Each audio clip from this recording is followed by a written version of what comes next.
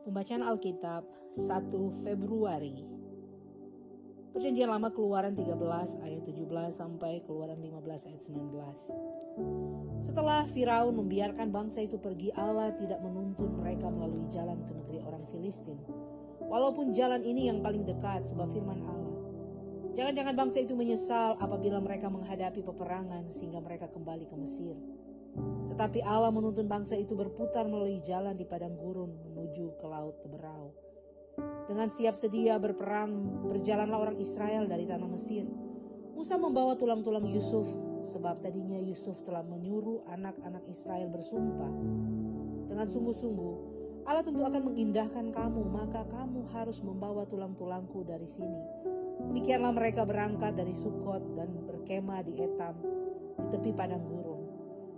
Tuhan berjalan di depan mereka pada siang hari dalam tiang awan untuk menuntun mereka di jalan, dan pada waktu malam dalam tiang api untuk menerangi mereka, sehingga mereka dapat berjalan siang dan malam. Dengan tidak beralih, tiang awan itu tetap ada pada siang hari dan tiang api pada waktu malam di depan bangsa itu.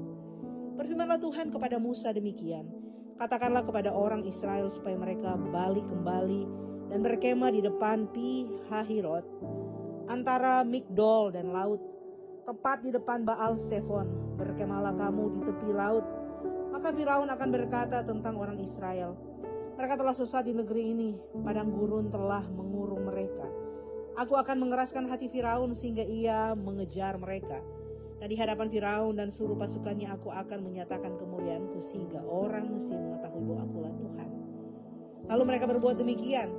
Ketika diberitahukan kepada Raja Mesir bahwa bangsa itu telah lari, maka berubahlah hati Firaun dan pegawai-pegawainya terhadap bangsa itu. Dan berkatalah mereka, apakah yang telah kita perbuat ini bahwa kita membiarkan orang Israel pergi dari perbudakan kita? Kemudian ia memasang keretanya dan membawa rakyatnya, serta ia membawa 600 kereta yang terpilih. Ya, segala kereta Mesir masing-masing lengkap dengan perwilanya. Demikianlah Tuhan mengeraskan hati Firaun Raja Mesir itu sehingga ia mengejar orang Israel. Tetapi orang Israel berjalan terus dipimpin oleh tangan yang dinaikkan. Adapun orang Mesir, segala kuda dan kereta Firaun, orang-orang berkuda dan pasukannya mengejar mereka dan mencapai mereka pada waktu mereka berkemah di tepi laut dekat Pi Hahirot di depan Baal Sefon. Ketika Firaun telah dekat, orang Israel menoleh, maka tampaklah orang Mesir bergerak menyusul mereka. Lalu sangat ketakutanlah orang Israel dan mereka berseru-seru kepada Tuhan. Dan mereka berkata kepada Musa, apakah karena tidak ada kuburan di Mesir maka engkau membawa kami untuk mati di padang gurun ini? Apakah yang kau perbuat ini terhadap kami dan membawa kami keluar dari Mesir? Bukankah ini telah kami katakan kepadamu di Mesir? Janganlah mengganggu kami dan biarlah kami bekerja pada orang Mesir. Sebab lebih baik kami untuk bekerja pada orang Mesir dan mati daripada mati di padang gurun. Tapi berkatalah Musa kepada bangsa itu, janganlah takut, berdirilah tetap dan lihatlah keselamatan dari Tuhan yang akan diberikannya hari ini kepadamu. Sebab orang Mesir yang kamu lihat hari ini tidak akan kamu lihat lagi untuk selama-lamanya. Tuhan akan berperang untuk kamu dan kamu akan diam saja. Berfirmanlah Tuhan kepada Musa, mengapakah engkau berseru-seru demikian kepadaku? Katakanlah kepada orang Israel supaya mereka berangkat. Dan engkau angkatlah tongkatmu dan ulurkanlah tanganmu ke atas laut dan belalah airnya, sehingga orang Israel akan berjalan dari tengah-tengah laut di tempat kering. Tetapi sungguh aku akan mengeraskan hati orang Mesir sehingga mereka menyusul orang Israel, dan terhadap Firaun dan seluruh pasukannya, keretanya dan orangnya yang berkuda, aku akan menyatakan kemuliaanku. Maka orang Mesir akan mengetahui bahwa akulah Tuhan apabila aku memperlihatkan kemuliaanku terhadap Firaun, keretanya dan orangnya yang berkuda. Kemudian bergeraklah malaikat Allah yang tadinya berjalan di depan tentara Israel lalu berjalan di belakang mereka. Dan tiang awan itu bergerak dari depan mereka lalu berdiri di belakang mereka. Demikianlah tiang itu berdiri di antara orang Mesir dan tentara orang Israel. Dan oleh karena awan itu menimbulkan kegelapan, maka malam itu lewat, sehingga yang satu tidak dapat mendekati yang lain semalam-malaman itu.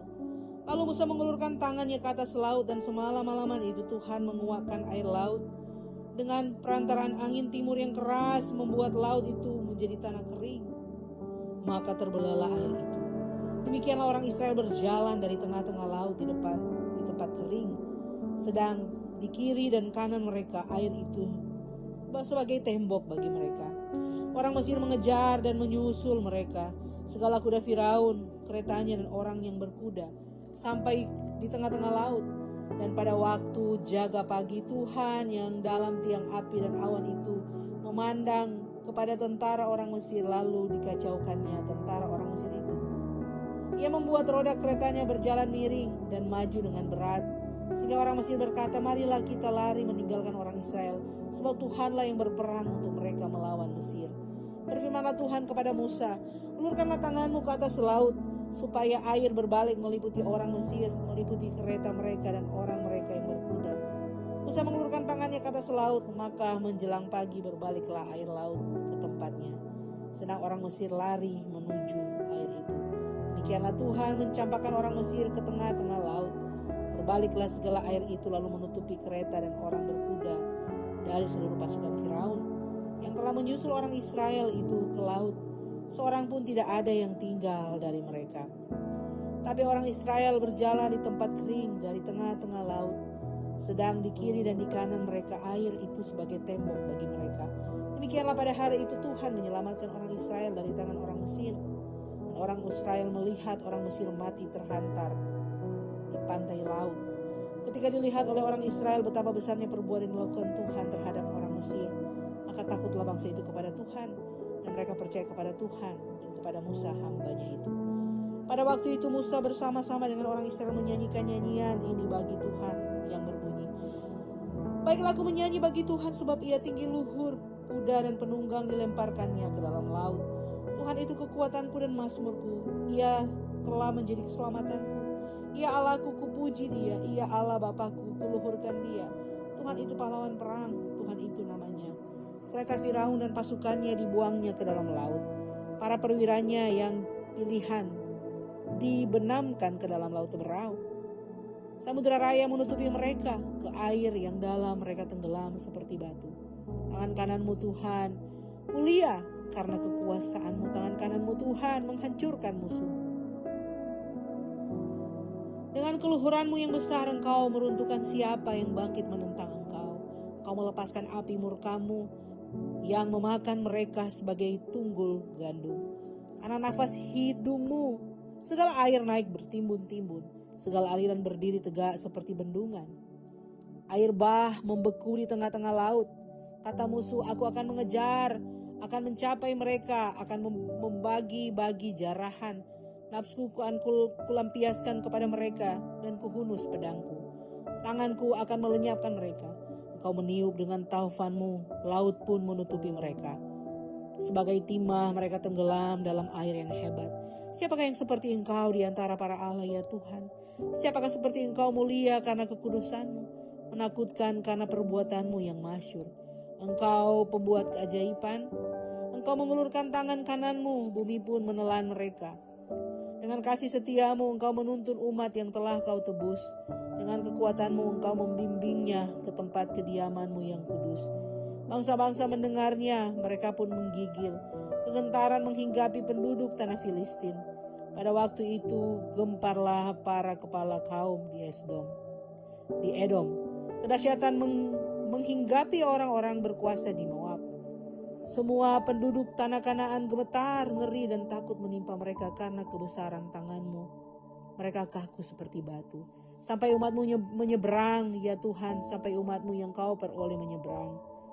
Engkau membawa mereka dan kau cangkokkan mereka ke atas gunung milikmu sendiri, di tempat yang telah kau buat kediamanmu ya Tuhan, di tempat kudus yang didirikan tanganmu ya Tuhan.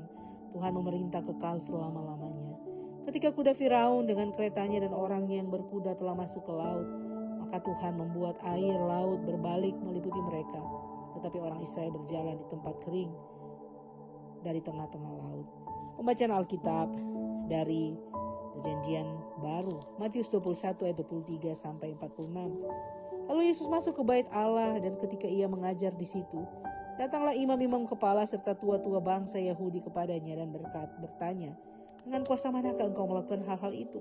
Dan siapakah yang memberikan kuasa itu kepadamu? Jawab Yesus kepada mereka, aku juga akan mengajukan satu pertanyaan kepadamu. Dan jikalau kamu memberi jawaban kepadaku, aku akan mengatakan juga kepadamu dengan kuasa manakah aku melakukan hal-hal itu. Dari manakah baptisan Yohanes? Dari sorga atau dari manusia? Mereka memperbincangkannya di antara mereka dan berkata, jikalau kita katakan dari sorga, ia akan berkata kepada kita, kalau begitu mengapakah kamu tidak percaya kepadanya? Tetapi jikalau kita katakan dari manusia, kita takut kepada orang banyak sebab semua orang menganggap Yohanes ini nabi. Lalu mereka menjawab Yesus, kami tidak tahu. Dan Yesus pun berkata kepada mereka, jika demikian aku juga tidak mengatakan kepadamu dengan kuasa manakah aku melakukan hal-hal itu. Tapi apakah pendapatmu tentang ini? Seorang mempunyai 2 anak laki-laki. Ia pergi kepada anak yang sulung dan berkata, anakku pergi dan bekerjalah hari ini dalam kebun anggur. Jawab anak itu, baik Bapa. Tetapi ia tidak pergi. Lalu orang itu pergi kepada anak yang kedua dan berkata demikian juga. Dan anak itu menjawab, aku tidak mau. Tetapi kemudian ia menyesal lalu pergi juga. Siapakah di antara kedua orang itu yang melakukan kehendak ayahnya? Jawab mereka, yang terakhir. Kata Yesus kepada mereka, aku berkata kepadamu, sesungguhnya pemungut-pemungut cukai dan perempuan-perempuan sundal akan mendahului kamu masuk ke dalam kerajaan Allah. Sebab Yohanes datang untuk menunjukkan jalan kebenaran kepadamu, dan kamu tidak percaya kepadanya. Tetapi pemungut-pemungut cukai dan perempuan-perempuan sundal percaya kepadanya. Dan meskipun kamu melihatnya, tetapi kemudian kamu tidak menyesal dan kamu tidak juga percaya kepadanya. Dengarkanlah suatu perumpamaan yang lain. Adalah seorang tuan tanah membuka kebun anggur dan menanam pagar sekelilingnya. Ia menggali lubang tempat memeras anggur dan mendirikan menara juga di dalam kebun itu. Kemudian ia menyewakan kebun itu kepada penggarap-penggarap lalu berangkat ke negeri lain. Ketika hampir tiba musim petik, ia menyuruh hamba-hambanya kepada penggarap-penggarap itu untuk menerima hasil yang menjadi bagiannya.